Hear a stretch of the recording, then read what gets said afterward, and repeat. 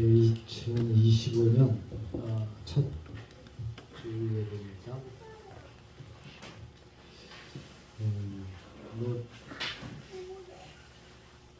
이렇게 좀 뒤숭숭하게 지금 시작을 하고 있는데 뭐 그런 것들과 상관없이 올 한 해 우리가 어떻게 살아가야 할 것인가를 다짐하는 시간이 되겠습니다. 그래서 주보에도 것처럼 2025년 주님을 기쁘시게 하는 교회라고 이렇게 표현이 되겠죠. 우리가 그렇습니다. 우리 한 사람 한 사람이 주님께 기쁨을 드리는 그러한 자리에 서야겠다라는 생각이 듭니다. 그래서 무엇을 어떻게 살아갈까 이것을 다짐하는 시간으로 오늘 이 본문 말씀을 제가 함께 살펴보려고 합니다. 이 야고보서의 저자는 예수님의 동생 야고보로 알려져 있습니다. 근데 이 야고보서에는 예수 그리스도의 복음이 언급되어 있지는 않습니다. 언급되어 있지는 않는데 그 2장 1절을 보면 이렇게 말씀하죠.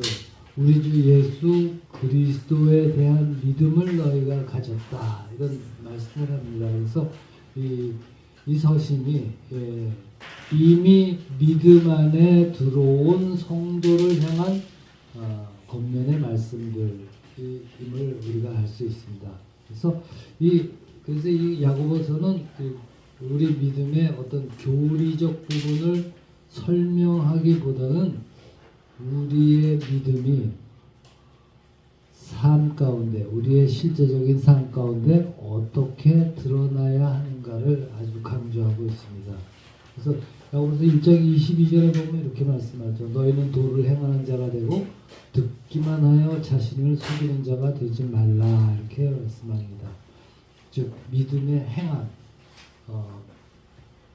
실천하는 것을 강조합니다.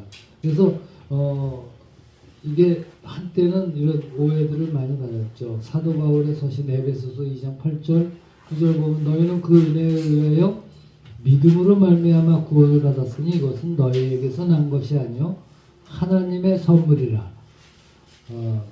행위에서 난 것이 아니니 이는 누구든지 자랑하지 못하게 함이라. 이렇게 되어 있습니다. 그래서 이 말씀과 야고보서 2장 24절에서 보면 이렇게 말씀하거든요. 이러보건대 사람이 행함으로 의롭다 하심을 받고 믿음으로만은 아니니라 라고 이렇게 말씀하니까 서로 이렇게 상충되는 것 같이 보입니다. 그러나 사도 바울이 믿음으로 의롭게 된다. 야고보서 행위로 의롭게 된다. 이게 충돌하는 것처럼 우리가 생각을 하거든요. 근데 사도 바울이 서신에서 밝힌 그 의미는 우리가 의롭게 되는 그 근원을 강조하는 것이고 그것이 어디로부터 왔는가 하는 것이고 야고보서에서는 의롭게 되고 난 사람, 즉 구원받고 난 뒤에 그 구원 이후의 사람, 그 이후의 삶의 태도를 어떻게 살아야 돼요? 이 태도를 강조하고 있다라는 것을 우리가 생각해야 되는 것입니다. 그러니까 결국 이 야고보서에서는 이 강조하는 게 뭐냐면 우리의 신앙은, 우리의 믿음은 우리의 삶 속에 드러나야 한다라는 것입니다. 그러니까 여기 야고보서에서 쭉 서신서에서 밝히는 모든 것들은 우리의 신앙생활은 이러한 모습이어야 되지 않겠느냐 이렇게 말씀하는 것입니다. 그러니까 우리 믿음을 단지 생각하고 이해하는 것이 아니라 우리 믿음이라는 것은 실제 우리의 마음이 움직여지고 그래서 그것이 내 마음이 변화돼서 그래서 그 변화된 거에 그친 게 아니라 내 생각이 이렇게 본질이 뭐예요? 본질은 예수 그리스도의 복음, 네, 입니다. 로마서 1장 16절. 이 복음은 모든 믿는 자에게 구원을 주시는 하나님의 능력이 됨이라. 이렇게 되어 있거든요. 우리가 예수 그리스도를 믿음으로 우리 구원받은 자들입니다. 근데 이 예수 그리스도의 복음, 이 복음은 사실은 우리의 삶의 방식을 완전히 바꿔 놓습니다. 이게 복음의 능력이거든요. 그러니까 우리가 살아갈 때 우리의 삶에 대한 관점, 뭐 인생관, 우리의 삶의 방식, 이것이 완전히 변화된 것입니다. 예. 그래서 어떻게 돼요? 복음이 어떻게 해요? 복음이 우리 삶의 방식이 된 거예요. 이게 참 놀라운 일입니다. 그래서 이 성경은 우리가 신약 성경 보면 우리의 믿음이 뭐 환난과 인내를 어떻게 감당하는가, 어떻게 다루는가, 뭐 가난함과 부유함과 같은 그런 물질적인 것 또는 세속적인 것 이런 거를 우리가 그거에 대해서 어떤 견해들을 우리가 갖고 있냐, 내가 살아가는 방식이 어떻게 변화되는가, 세상과 세속적인 것들에 대한 나의 방식이 어떤 식으로 변화되는가, 세상 문화와 뭐 정치적인 견해, 물질에 대한 관점 이런 모든 것들, 하여간 우리 삶의 모든 영역을 스스로 통찰해보고 내가 생각하게 되죠. 구원 이후 내가 어떻게 변화되었는가 이거를 보게 하고 그것을 또 드러내게 하는 것, 그것이 사실은 우리의 믿음이거든요. 복음이 그렇게 우리를 만들었습니다. 그래서 그렇게 된 것이, 그렇게 우리의 모든 것이 사실은 변화됐거든요. 그 변화된 그 것 자체, 본질 자체가 변화돼요. 믿음 안에서 변화된 그 우리의 삶이라는 것이 결국 복음으로 인하여 그렇게 됐거든요. 믿음 안에서 변화됐다 이렇게 얘기하죠. 그래서 엄연하게 말하면 우리는 완전히 새로워진 겁니다. 새로워진 거예요. 그래서 중생했다. 새로운 피조물. 이런 성경이 그런 말씀을. 그러니까 우리는 완전히 그렇게 돼 있다는 거예요. 우리가 그렇게 돼 있는데 그거를 우리 스스로 살펴봐야 돼. 이제는 살펴봐야 되는 거죠. 살펴보고 우리의 삶이 내가 보고 나의 삶이 이렇게 변화됐다는 것을 세상에 드러내야 된다는 거죠. 네? 어려운 듯 쉽습니다. 쉬운 듯 어렵습니다. 우리가 그런 모습으로 살아가고 있어요. 뭐 많이들 그런 것들 있죠. 무슨 조폭, 양아치가 감옥에 갇혔다가 하나님을 영접해서 변화되어서 어쩌고 그런 모습으로 나온 사람들도 있습니다. 근데 그게 또 가짜도 있어요. 네. 그리고 주위에 많죠. 연예인하다, 배우하다, 가수하다, 목사님으로 돼가고 목사님으로 완전히 변화된 삶을 보여주는 그런 것들이 우리 주위에 흔히 있습니다. 근데 그것이 그 사람들만의 일이 아니라 우리 모두의 일이라는 거예요. 우리 모두의 일이에요. 우리가 다 그렇게 변화된 것입니다. 그 변화된 우리의 모습에는 무엇이 담겨 있는가? 그건 뭡니까? 야고보서는 우리가 이렇게 변화된 것은 변화된 우리 신자의 삶 속에서 지금도 일하시는 하나님이 계시다라는 것을 보여주고 있는 겁니다. 하나님은 우리의 시련과 우리가 당하는 시련, 정말 힘든 순간들, 정말 도저히 헤어날 것 같이 뭐 에어싸움을 당한 그런 것 같은 순간들을 통해서도 우리를 성장시킨다는 거예요. 우리를 하나님의 백성답게 만들어 가신다는 것이죠. 오늘 본문 처음 시작 어떻게 시작합니까? 시작 보면 2절 내 형제들아 너희가 여러 가지 시험을 당하거든 온전히 기쁘게 여기라. 이는 너희 믿음의 시련이 인내를 만들어내는 줄 너희가 알미라. 네, 이렇게 되거든요. 우리 인생이 그렇다는 거예요. 믿는 자건 믿지 않는 자건 인생에 시련이 없는 인생은 없습니다. 다 힘들고. 그런데 우리는 거기에 대해서 예수 그리스도 하나님을 믿는다는 이유로 받는 시련까지 겹쳐지는 거죠. 당시에는 목숨까지 버려야 됐을 정도의 시련이었습니다. 지금도 북한이나 뭐 이런 데 가면 목숨 버려야 되죠. 뭐 저쪽 중국 뭐 여기만 가도 목숨 버려야 되죠. 뭐 사우디나 뭐 이쪽 중동 지방 뭐 이런 데 더할 나위 없죠. 그런데 우리 믿음의 시련, 여러 가지 시험을 우리가 그렇게 다 그걸 기쁘게 여기라 이렇게 말씀하거든요. 이 믿음의 시련이 인내를 만들어낸다. 우리가 인생을 살아가는데 가장 필요한 게 인내잖아요. 이게 인생이거든요. 그리고 어떻게 해요? 4절 인내를 온전히 이루라. 이는 너희를 온전하고 구비하여 조금도 부족함이 없게 하려 함이라. 온전하게 만들고 부족함이 없게 한다는 거예요. 그리고 이어지는 오늘 본 말씀 1장 5절 너희 중에 누구든지 지혜가 부족하거든 모든 사람에게 후히 주시고 꾸짖지 아니하시는 하나님께 구하라. 그리하면 주시리라. 이렇게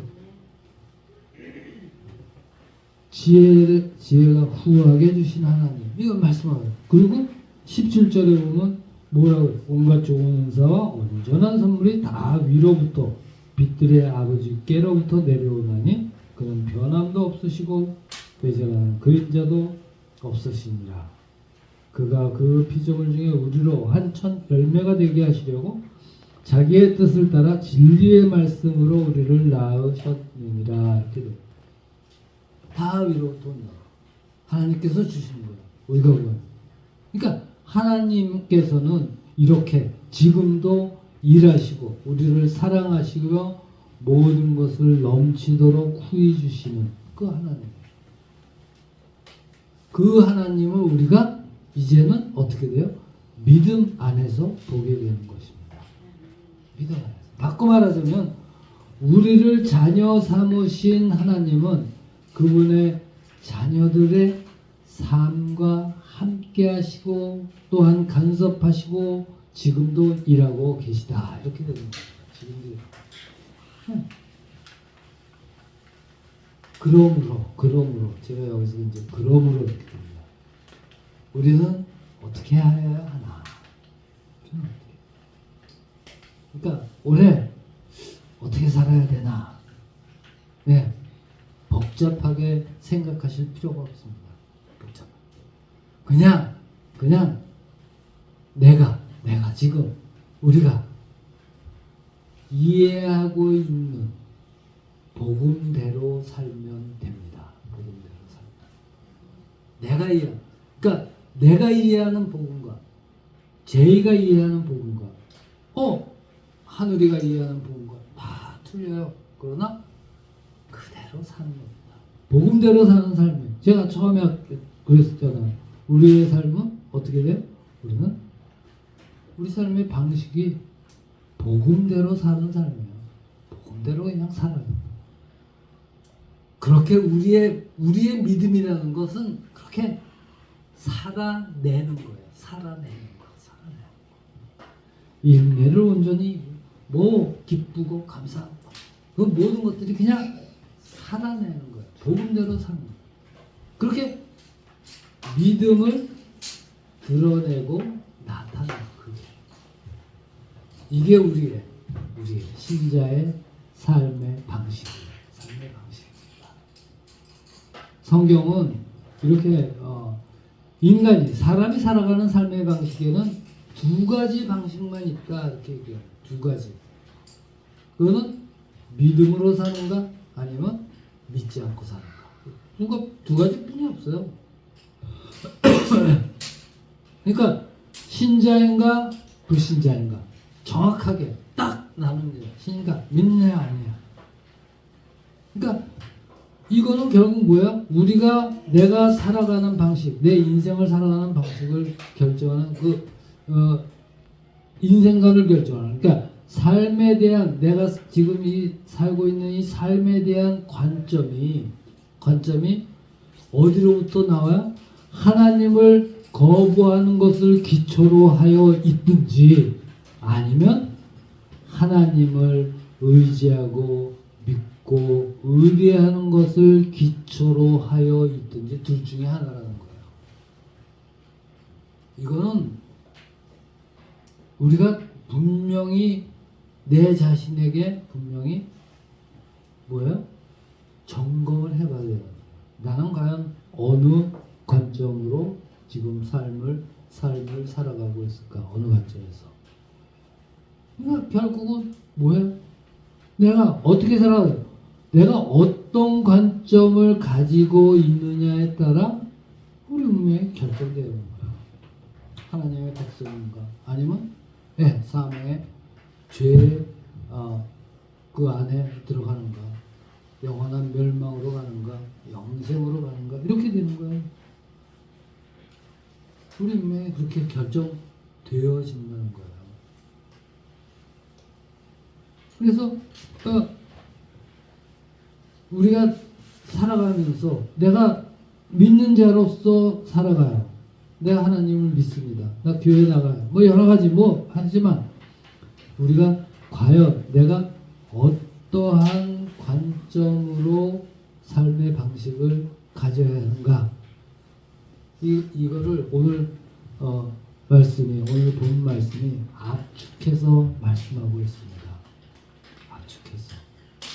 뭐라고? 5절? 뭐라고 그래요? 너희 중에 누구든지 지혜가 부족하거든 모든 사람에게 후히 주시고 꾸짖지 아니하시는 하나님께 구하라. 하나님께 구하라. 하나님께 구하라. 이게 이 영어 성경에서는 ask of God 이렇게 되어 있습니다. ask of.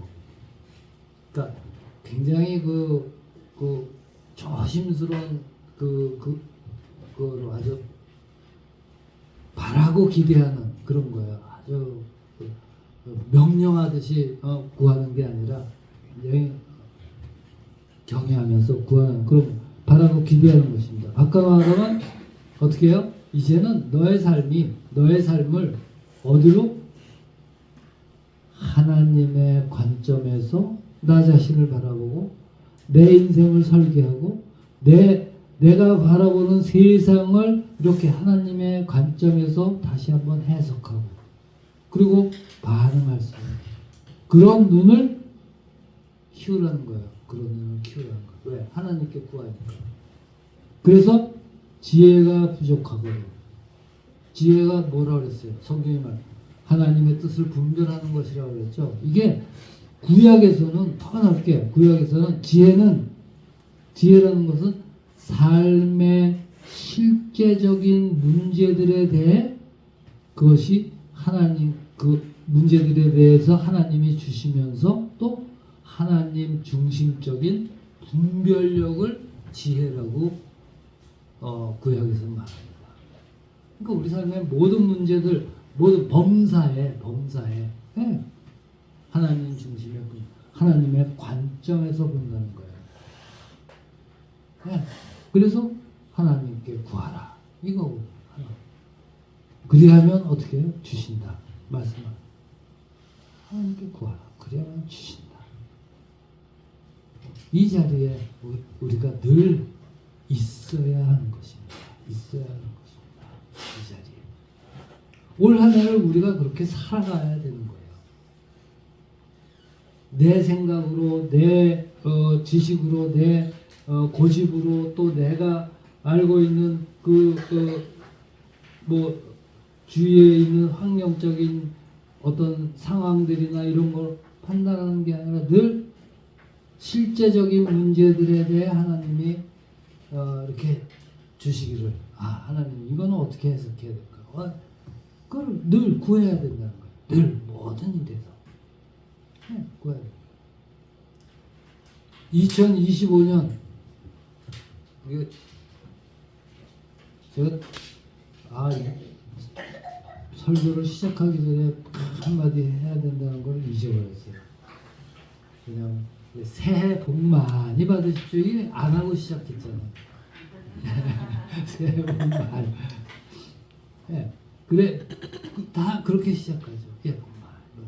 소원 성취하십시오. 좋은 덕담들로 하는데, 이 2025년 정초에 정말 첫 주일에 이런 말씀 드리면 좀 그렇지만, 뒤숭숭하고 영 막 뒤죽박죽이고 불안하고 막 혼란스러워요. 도대체 이게 어떻게 되는 거야? 아마 성환이가 이제 필리핀 가면 필리핀 사람들이 오히려 우리나라 걱정할 거예요. 너희 나라 어떻게 그러냐? 네. 왜냐하면 제 친구가 필리핀에 갔거든요. 네. 그런데요. 야, 지금 너희 나라 어떻게 되고 있는 거냐? 네, 걱정 안 됩니다. 우리가 필리핀이란 사람들한테 걱정을 받을 그런 상황으로 2025년을 맞이했습니다. 그렇지만 그럼에도 불구하고 이제 우리의 모든 필요를 하나님께 믿음으로 구하시기 바랍니다. 믿음으로 구하시기. 2025년에 우리가 이렇게 해야 됩니다. 오직 하나님께 지혜를 구하라. 하나님께 구하는 것. 삶의 실제적인 문제들에 대해서까지 다 하나님이 주시는 그 바다. 오늘 성경은 말씀합니다. 지혜가 부족하면 우리 부족하죠. 하나님께 구하라. 어떻게? 그리하면 주시리라. 그렇습니다. 우리가 온전히 하나님께 구하고, 온전히 하나님께 기대하고, 온전히 하나님만 바라볼 때 그리하면 주시리라. 이 복된 말씀이 응답되는 시간들로 올 한 해가 채워질 것입니다. 올 한 해를 이 복된 자리에서는 우리 모두가 되기를 주의 이름으로 축원합니다. 기도드립니다. 아버지 하나님 은혜 감사드립니다.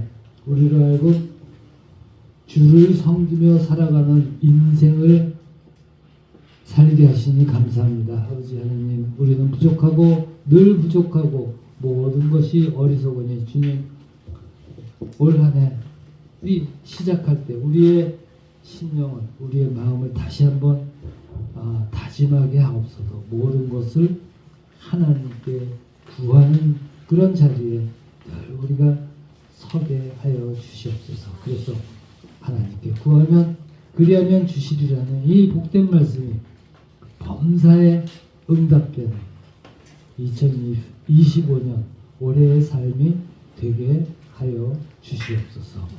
예수 그리스도 이름으로 기도드리옵나이다. 아멘.